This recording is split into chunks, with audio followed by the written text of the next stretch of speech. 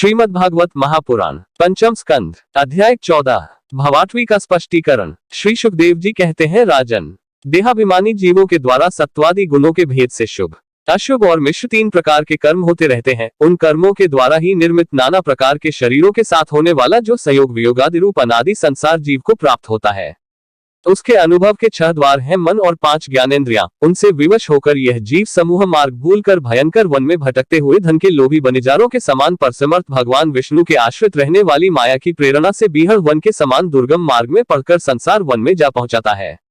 यह वन शमशान के समान अत्यंत अशुभ है। इसमें भटकते हुए उसे अपने शरीर से किए हुए कर्मों का फल भोगना पड़ता है। यहाँ अनेकों विघ्नों के कारण उसे अपने व्यापार में सफलता भी नहीं मिलती, तो भी यह उसके श्रम को शांत करने वाले श्रीहरि एवं गुरुदेव के चरणारविंद मकरंद मधु के रसिक भक्त भ्रमरों के मार्ग का अनुसरण नहीं करता। इस संसार वन में मन सहित 6 इंद्रियां ही अपने कर्मों की दृष्टि से डाकुओं के समान है।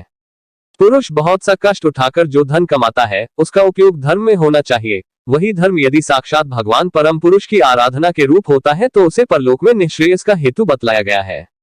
किंतु जिस मनुष्य का बुद्धि रूप सारथी विवेकहीन होता है और मन वश में नहीं होता, उसके उस धर्मोपयोगी धन को ये मन सहित 6 इंद्रियां देखना, स्पर्श करना, सुनना, स्वाद लेना, सूंघना, संकल्प विकल्प करना और निश्चय करना, इन वृत्तियों के द्वारा गृहस्थोचित विषय भोगों में फंसाकर उसी प्रकार लूट लेती है जिस प्रकार बेईमान मुखिया का अनुगमन करने वाले एवं असावधान बनिजारों के दल का धन चोर डाकू लूट ले जाते हैं।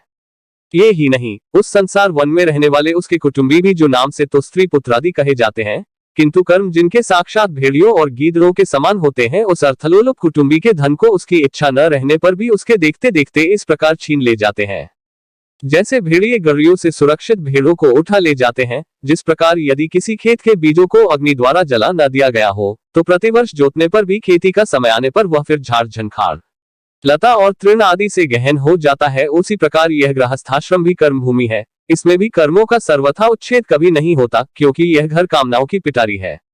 उस गृहस्थाश्रम में आसक्त हुए व्यक्ति के धनरूप बाहरी प्राणों को डांस और मच्छरों के समान नीच पुरुषों से तथा टिड्डी, पक्षी, चोर और चूहे आदि से क्षति पहुंचती रहती है। कभी इस मार्ग में भटकते भटकते यह अविद्या, कामना और कर्मों से कलुषित हुए अपने चित्त से दृष्टिदोष के कारण इस मर्त्य लोक को गंधर्व नगर के समान असत है सत्य समझने लगता है। फिर खान पान और स्त्री प्रसंगादि व्यसनों में फंसकर मृग तृष्णा के समान मिथ्या विषयों की ओर दौड़ने लगता है।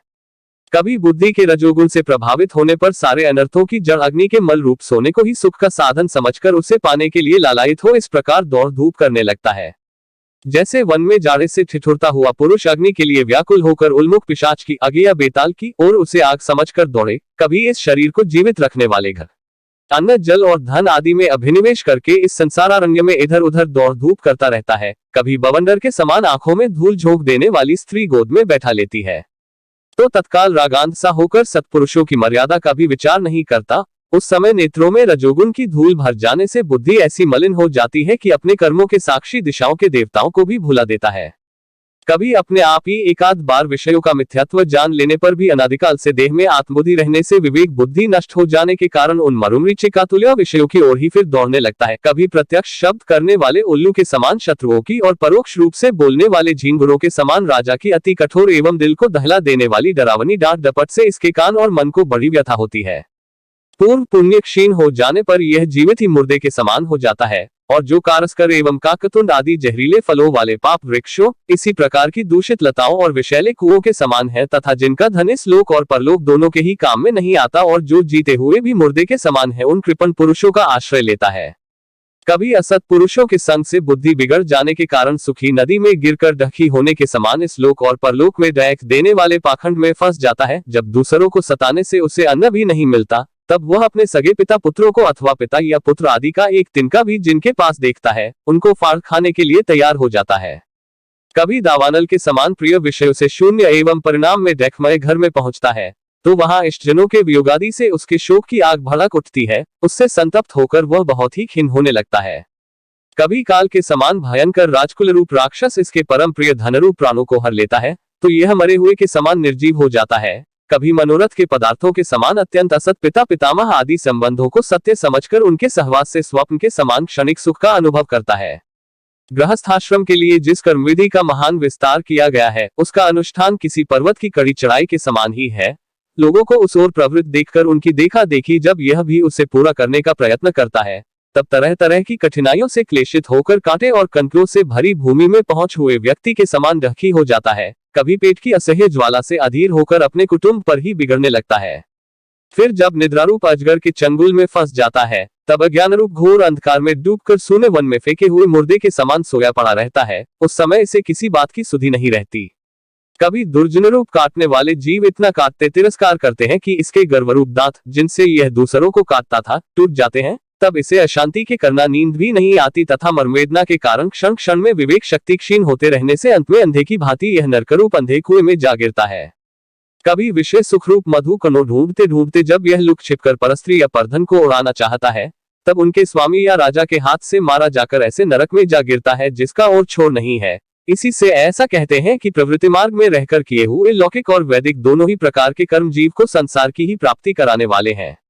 यदि किसी प्रकार राजा आदि के बंधन से छूट भी गया, तो अन्याय से अपहरण किए हुए उन स्त्री और धन को देवदत्त नाम का कोई दूसरा व्यक्ति छीन लेता है और उससे विष्णुमित्र नाम का कोई तीसरा व्यक्ति झटक लेता है। इस प्रकार वे भोग एक पुरुष से दूसरे पुरुष के पास जाते रहते हैं, एक स्थान पर नहीं ठहरते। कभी कभी शीत और वायु आदि अनेकों आधिदैविक, आधिभौतिक और आध्यात्मिक दैक की स्थितियों के निवारण करने में समर्थ न होने से यह अपार चिंताओं के कारण उदास हो जाता है।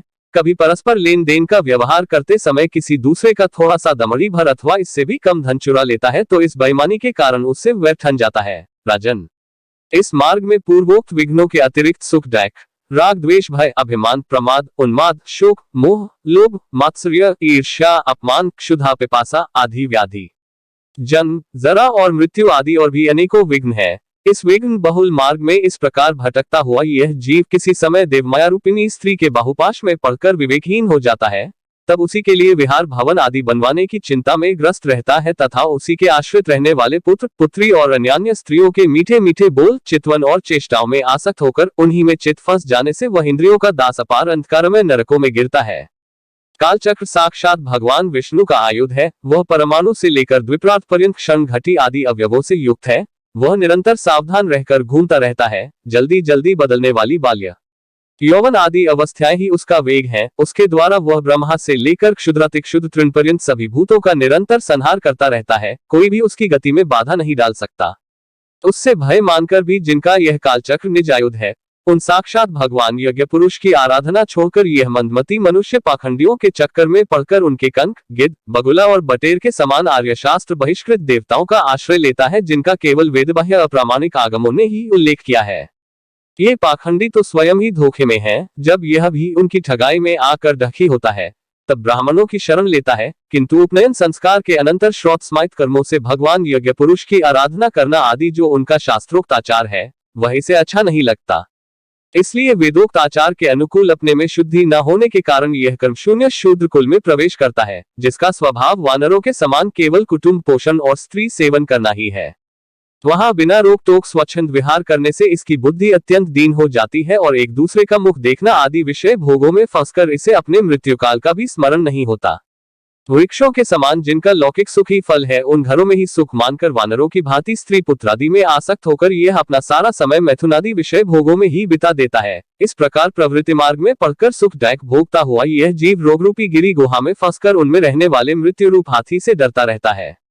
कभी कभी शीत, वायु आदि अनेक प्रकार के आधिदैविक, आधिभौतिक और आध्यात्मिक डहकों की निवृत्ति करने में जब असफल हो जाता है, तब उस समय अपार विषयों की चिंता से यह खिन्न हो उठता है। कभी आपस में क्रय विक्रय आदि व्यापार करने पर बहुत कंजूसी करने से इसे थोड़ा सा धन हाथ लग जाता है। कभी धन नष्ट हो जाने से जब इसके पास सोने, बैठने और खाने आदि की भी कोई सामग्री नहीं रहती, तब अपने अभीष्ट भोग न मिलने से यह उन्हें चोरी आदि बुरे उपायों से पाने का निश्चय करता है।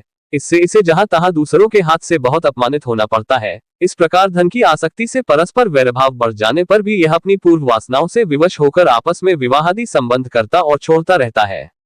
इस संसार मार्ग में चलने वाला यह जीव अनेक प्रकार के क्लेश और विघ्न बाधाओं से बाधित होने पर भी मार्ग में जिस पर जहां आपत्ति आती है अथवा जो कोई मर जाता है, उसे जहां का तहां छोड़ देता है तथा नए जन्मे हुओं को साथ लगाता है। कभी किसी के लिए शोक करता है, किसी का दैख देखकर मूर्छित हो जाता है, किसी के वियोग होने की आशंका से भयभीत हो उठता है, किसी से झगड़ने लगता है, कोई आपत्ति आती है तो रोने चिल्लाने लगता है, कहीं मन के अनुकूल बात हो गई तो प्रसन्नता के मारे फूला नहीं समाता, कभी गाने लगता है और कभी उन्हीं के लिए बंधने में भी नहीं हिचकता। साधुजन इसके पास कभी नहीं आते, यह साधु संघ से सदा वंचित रहता है। इस प्रकार यह निरंतर आगे ही बढ़ रहा है। जहां से इसकी यात्रा आरंभ हुई है और जिसे इस मार्ग की अंतिम अवधि कहते हैं, उस परमात्मा के पास यह अभी तक नहीं लौटा है। परमात्मा तक तो योग शास्त्र की भी गति नहीं है। जिन्होंने सब प्रकार के दंड शासन का त्याग कर दिया है, वे निवृत्तिप्रायण संयतात्मा मुनिजन ही उसे प्राप्त कर पाते हैं। जो दिग्गजों को जीतने वाले और बड़े बड़े यज्ञों का अनुष्ठान करने वाले राजर्षि हैं, उनकी भी वहां तक गति नहीं है। वे संग्राम भूमि में शत्रुओं का सामना करके केवल प्राण परित्याग ही करते हैं तथा जिसमें यह मेरी है ऐसा अभिमान करके वैर ठाना था, उस पृथ्वी में ही अपना शरीर छोड़कर स्वयं परलोक को चले जाते हैं। इस संसार से वे भी पार नहीं होते। श्रीमद् भागवत महापुराण पंचम स्कंध चतुर्दश अध्याय श्लोक 41-46 का हिंदी अनुवाद। अपने पुण्य कर्मरूप लता का आश्रय लेकर यदि किसी प्रकार यह जीव इन आपत्तियों से अथवा नरक से छुटकारा पा भी जाता है, तो फिर इसी प्रकार संसार मार्ग में भटकता हुआ इस जन समुदाय में मिल जाता है। यही दशा स्वर्ग आदि ऊर्ध्वलोकों में जाने वालों की भी है। राजर्षि भरत के विषय में पंडित जन ऐसा कहते हैं, जैसे गरुड़ जी की होड़ कोई मक्खी नहीं कर सकती, उसी प्रकार राजर्षि महात्मा भरत के मार्ग का कोई अन्य राजा मन से भी अनुसरण नहीं कर सकता। उन्होंने पुण्यकीर्ति श्रीहरि में अनुरक्त होकर अति मनोहर स्त्री, पुत्र, मित्र और राज्यादि को युवावस्था में ही विष्ठा के सामन त्याग दिया था। दूसरों के लिए तो इन्हें त्यागना बहुत ही कठिन है।